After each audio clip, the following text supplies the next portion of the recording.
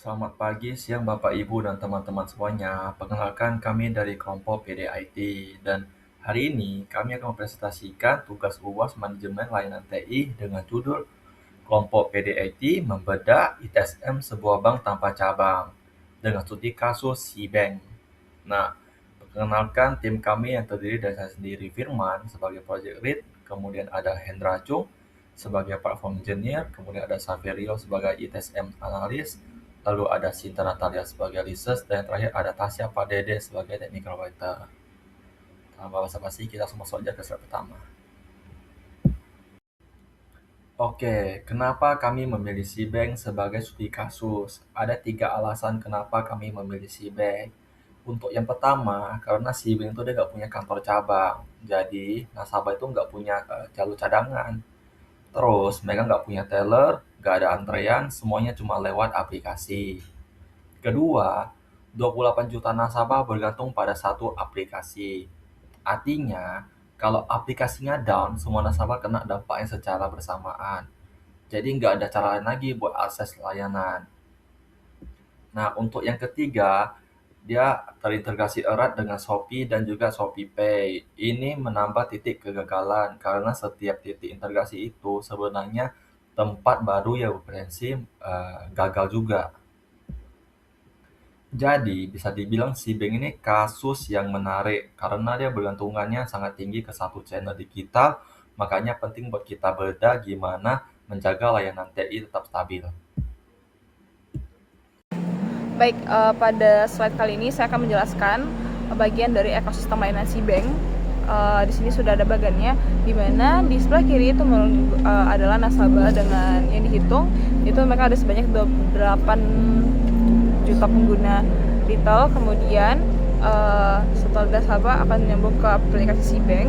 Nah, aplikasi C-Bank ini akan diawasi oleh OJK sebagai pengawas eksternal, dan kemudian ini tuh tidak ada jalur alternatif, di mana artinya jika aplikasi bermasalah maka nasabah berhenti total. Dari aplikasi C-Bank kemudian lanjut ke API Gateway. Di API Gateway itu ada otorisasi, routing, dan pencatatan. Setelah itu ada ekosistem C-Group. Nah, ekosistem C-Group ini ada 3 terinclude. Yang pertama itu ada Shopee, Pay, dan C-Money. Dan ini merupakan di luar kendali dari C-Bank. Kemudian bisa dilihat pada bagian sebelah bawah itu merupakan beban puncak yang dapat ditebak jauh hari, di mana lonjakan di tanggal-tanggal yang sama seperti 99, 10, 10, 11, 11, dan 12, 12, lonjakan transaksi masuk langsung ke jalur pembayaran C-Bank, dan ini sangat tinggi.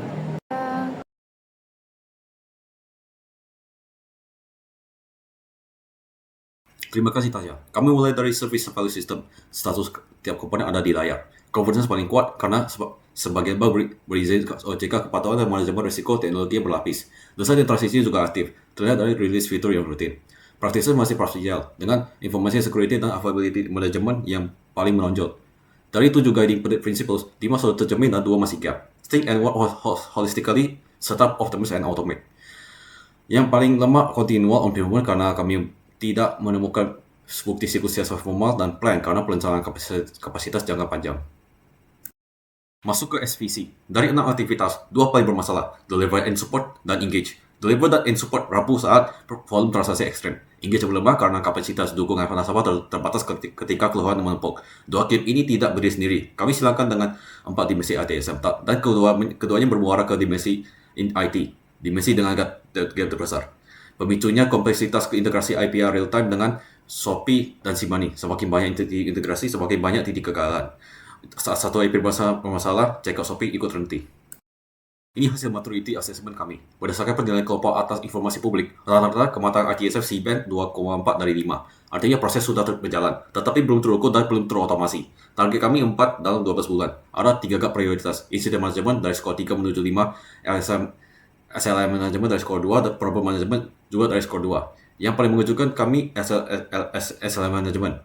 Untuk basis nasabah tersebar sebesar itu, tidak ada satupun komitmen layanan yang dipublikasikan. Sinta melanjutkan dengan rancangan kami yang susun untuk mengisi kekosongan itu.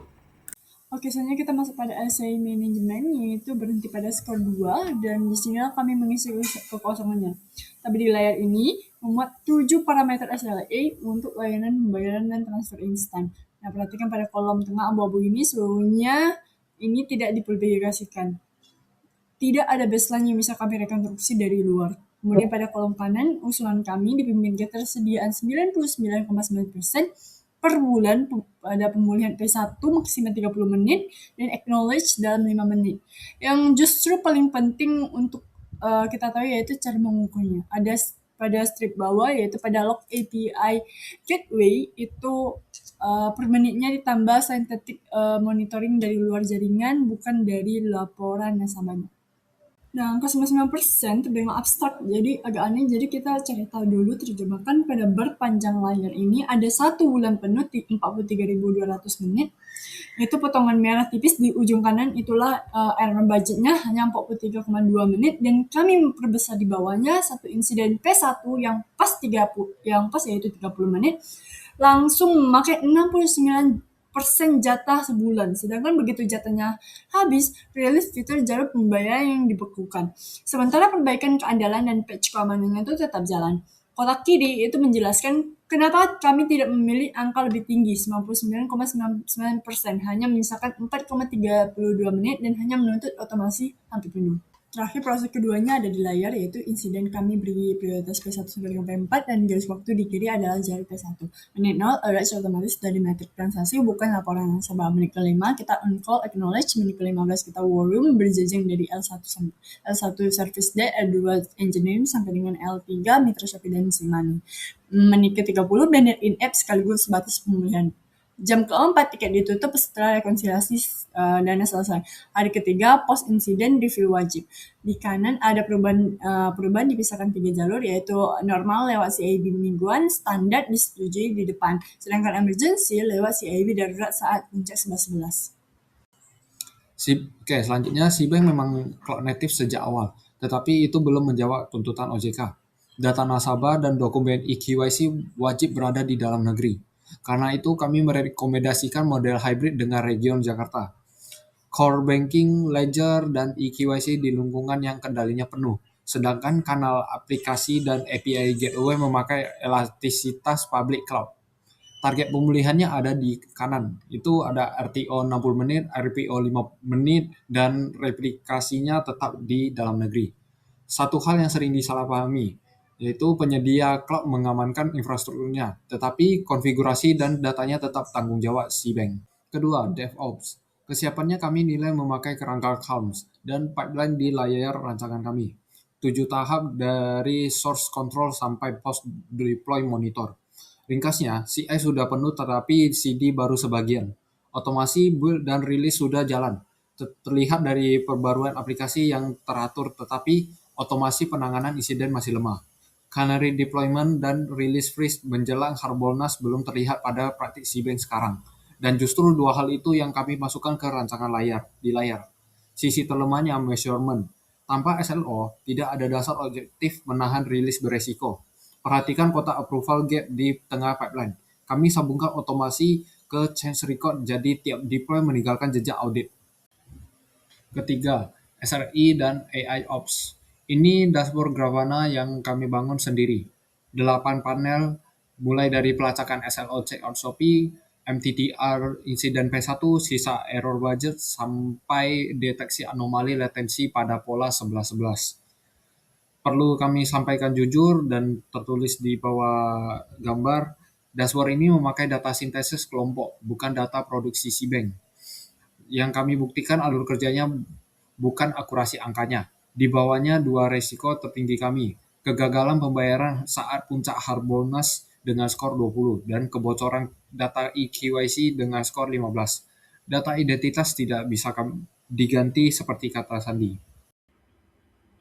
Oke, selanjutnya di slide ini kami akan mengeculkan rekomendasi jadi 3 langkah. Nah, perhatikan tangga di layar. Urutannya itu bukan berdasarkan besar dan kecilnya gap, tetapi urutan berdasarkan pengerjaannya. Nah, bisa kita lihat di anak tangga pertama, ukur, tetapkan SLA dan SLO layanan pembayaran beserta error budgetnya. Seperti yang tadi sudah diturunkan Sinta, tanpa alat ukur, perbaikan-perbaikan lain nggak bisa dibuktikan hasilnya. Selanjutnya yang kedua, tangani. Nah, lakukan accident management berjenjang. lengkap dengan eskalasi on-call dan post-incident review yang wajib dilakukan dengan target pemulihan insiden P1 maksimal 30 menit. Ini gap prioritas pertama menurut asesmen Saverio. Dari skornya yang menunjuk ke 5, dan dampaknya langsung kena ke pendapatan, terutama saat momen seperti Harbolnas. Nah, kita masuk ke yang ketiga, cegah. Bangun CMDB dan problem manajemen secara formal, sebagai fondasi menuju AI Ops, karena tanpa peta keberuntungan yang jelas, analisis dampak bakal selalu lambat atau terlambat. Nah, di bawah menunjukkan sasarannya dari 2,4 menuju 4.0 dalam 12 bulan.